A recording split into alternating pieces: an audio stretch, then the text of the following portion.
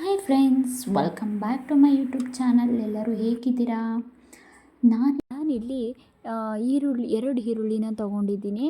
ಒಂದು 4 ಮೆಣಸಿನ್ಕಾಯಿನ ಕಟ್ ಮಾಡಿ ಇಟ್ಕೊಂಡಿದ್ದೀನಿ. ನೀವು ಕೂಡ ಇಟ್ಕೋಬೋದು, ಮೆಣಸಿನ್ಕಾಯಿ, ಪುದೀನ ಎಲ್ಲ.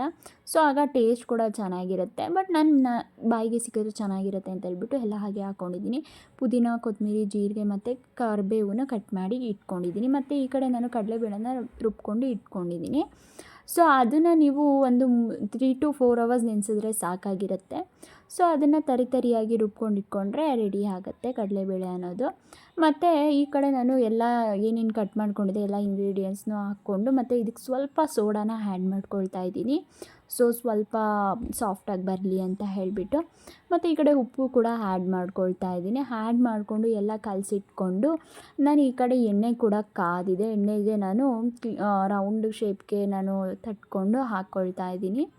ನೋಡಿ, ಸ್ವಲ್ಪ ನಿಮಗೆ ಅಂದರೆ ಕಡಲೆಬೇಳೆ ಬಾಯಿಗೆ ಸಿಕ್ಕಿದ್ರೆ ಚೆನ್ನಾಗಿರುತ್ತೆ ಅನ್ನೋರು ಒಂದು 2-3 ರೌಂಡ್ಸ್ಗೆಲ್ಲ ಆಫ್ ಮಾಡಿಕೊಂಡ್ರೆ ನೀವು ರುಬ್ಕೊಳ್ಳೋದನ್ನು ಅದು ಆಗಿ ಬರುತ್ತೆ.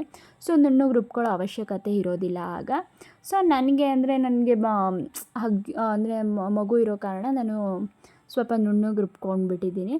ಸೊ ಇದನ್ನು ರೌಂಡ್ ಶೇಪಿಗೆ ಹಾಕ್ಕೊಂಡು ಲೋ ಫ್ಲೇಮಲ್ಲಿ ಇಟ್ಕೊಂಡು ಹಾಕ್ಕೊಂಡ್ರೆ ಸೊ ವಡೆ ಅನ್ನೋದು ನೀಟಾಗಿ ಬರುತ್ತೆ.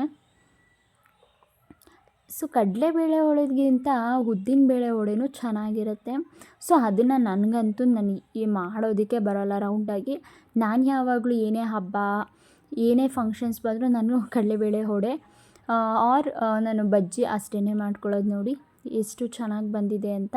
ನೀವು ಕೂಡ ಮನೇಲಿ ಒಂದು ಸತಿ ಟ್ರೈ ಮಾಡಿ ರೆಸಿಪಿನ ಹೇಗಿದೆ ಅಂತ ಕಮೆಂಟ್ ಮಾಡಿ.